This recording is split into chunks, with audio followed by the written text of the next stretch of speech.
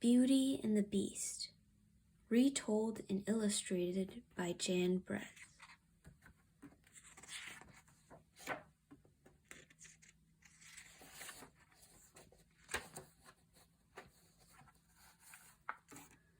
Once upon a time, there lived a merchant's daughter, so lovely and kind that all who knew her called her Beauty.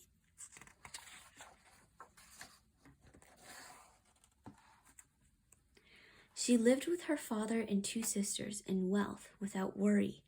Then the merchant met with great losses, and the family, suddenly penniless, fled to a country cottage.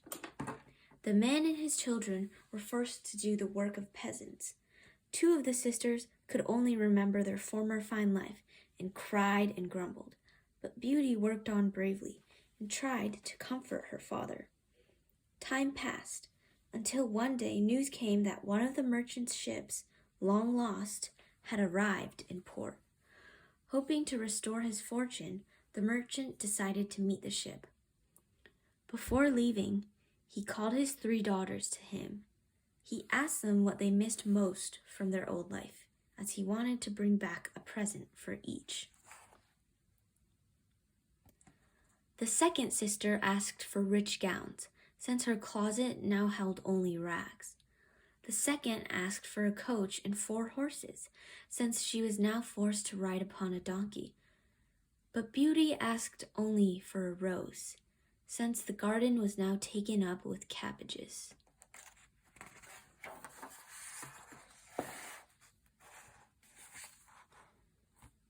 Upon reaching the ship, the merchant found the cargo spoiled and worthless. Poorer than ever, he could not afford a night's lodging and was forced to return home through threatening weather. He pushed through a deep forest until snow covered the track and he was hopelessly lost. Just when he felt he could no longer go on, he saw an avenue of orange trees, untouched by the snow, and beyond them, a grand palace. As the merchant approached the palace, the doors opened up before him. Inside, he found himself in a great hall, with a blazing fire and a sumptuous meal waiting. Strangely, he saw no one about. He dined and soon fell asleep in his chair. The next morning, the merchant awoke to find his wet clothes replaced with fine garments. Again, he saw no one, not master or servant or any person in the house. When he stepped outside to go home, he met another kindness. A magnificent horse, fitted out for a journey, stood waiting for him.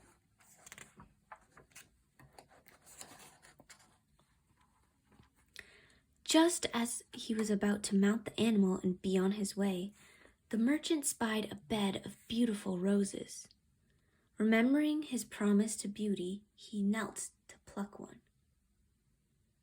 No sooner had the stem snapped than the merchant heard a dreadful, angry roar. Turning around, he saw a fearsome beast coming toward him. "How dare you harm my roses?" bellowed the beast. "A rose that's cut can only die." Reaching for his sword, the beast cried, "You shall pay for your ingratitude with your life." The terrified merchant fell to his knees. "I have taken this rose only as a gift for one of my daughters, the faithful Beauty," he pleaded. Hearing this, the beast stopped to reconsider. At last he growled, "I will spare your life, but only if one of your daughters willingly returns in your stead." The merchant was unable to agree to such a bargain. After promising the beast that he would return, he rode home to say goodbye to his children.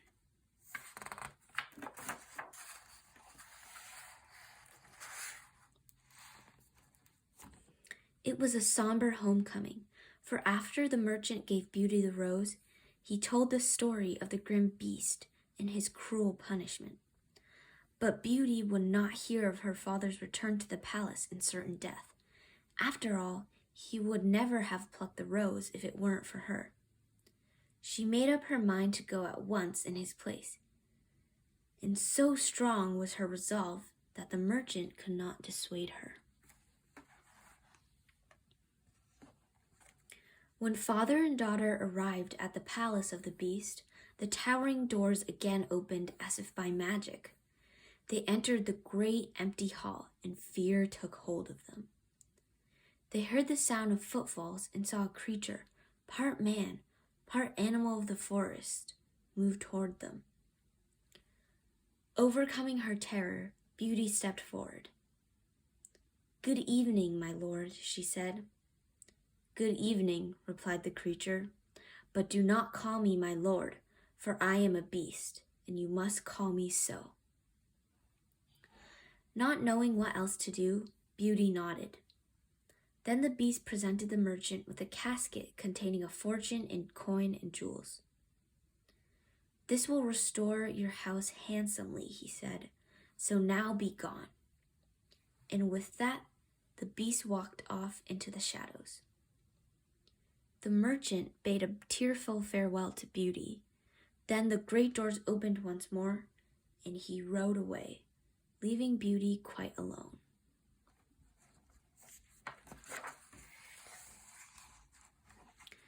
Thus, Beauty began her new life in the palace of the beast.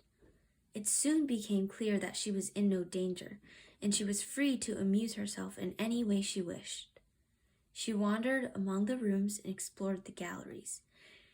Each provided a delightful new entertainment for her, as if her tastes were already known. A troop of monkeys, all in court dresses, appeared to serve her. A charming little dog did duty as her page. In fact, animals of all sorts took the place of gardener, cook, and gamesman.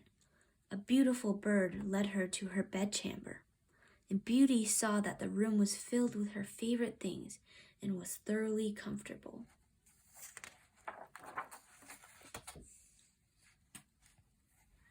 As evening approached, candles throughout the house lit up by themselves. When dinner was served, animal musicians played sweet music. It was then that the beast appeared. Beauty drew back, frightened at the thought of dining with the creature, but the beast's courtly manners disarmed her fears. After dinner, the beast reassured Beauty with charming conversation until it grew late. Then the beast became solemn. At last, he turned to her and said, "Beauty, will you marry me?" Beauty, lowering her eyes, replied, "Pray, don't ask me that."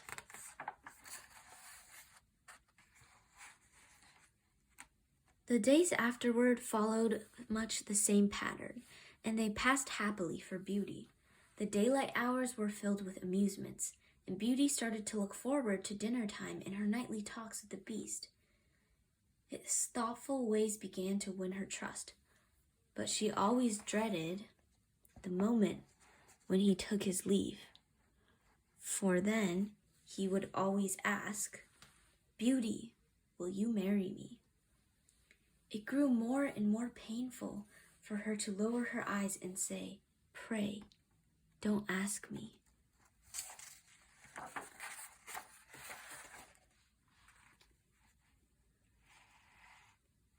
Then came a day that passed so happily that when the beast came to her, Beauty spoke of her great joy. "The flowers in the gardens have never been more beautiful," she said, "and the musicians have never played more sweetly."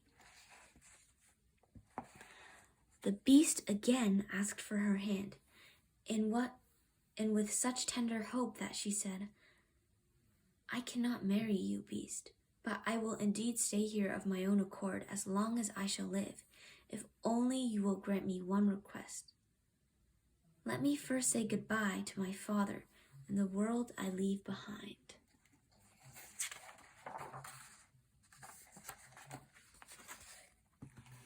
The beast agreed to this, although a mournful look came over him. He gestured to the crescent moon and said, "Return before the moon is full, faithful Beauty, or you will break your poor beast's heart." Then he gave her a golden ring and said, "When you wish to come back, turn this ring 3 times around your finger and say aloud, 'I want to be in the palace of the beast again.'" Within the instant, Beauty was back in the house of her childhood. She saw her father bartering for goods as of old. Her sisters were ordering their maids about as in former times. Finding Beauty in their midst, they all flew to her in amazement. They asked question after question about her strange life in the palace and about the monster who ruled there. Beauty tried to explain her admiration for the beast, the wonders of the palace. But they did not understand. They seemed pleased when the conversation flowed back to the social life of the town. The following weeks went by in a whirl. Laughing young men coaxed Beauty to go out for walks or rides. Her father escorted her to concerts in the opera, and her sisters presented her with a list of engagements that began with dress fittings and ended with fancy balls. There was not a moment left in the day for her to think of the distant palace and the sad, ugly beast. Beauty forgot her promise to him. One night, after much gaiety and dancing, Beauty was exhausted. She fell into a fitful sleep, and as she slept, she dreamed. She was back in the palace garden, now strangely dark and cold. She was searching and searching, looking for something she had lost.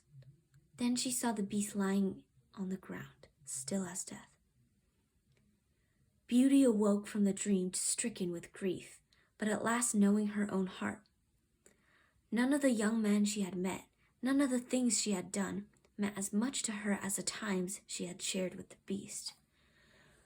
Beauty turned the golden ring 3 times around her finger and said aloud, "I want to be at the palace of the beast." At once she was transported through the night to the palace gates. Guided by her dream, she flung them open and ran into the garden. There she saw the still form of her beloved beast. Fearing that he might have already left this world, Beauty dropped to his side.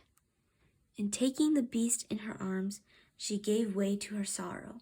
Her tears, raining down upon his furry head, worked to revive him, and he was able to open his eyes and look at her. At this, she implored him, "Dearest beast, you must be strong and live so that we may be man and wife, for I love you so."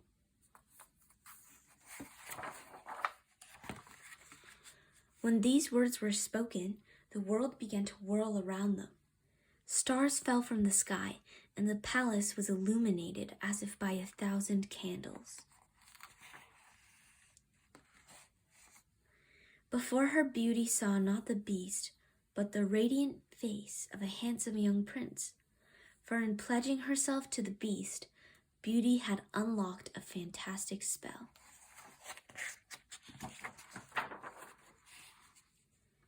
Taking Beauty's hand, the young prince explained all of the curious events to her. Some years before, a meddlesome fairy, displeased with people for trusting too much in appearances, had cast a spell over the palace and everyone in it. All of the servants were changed into animals, and the prince was made to look like the ugliest and most fearsome beast in the forest. The spell would only be broken when a beautiful woman forsook all others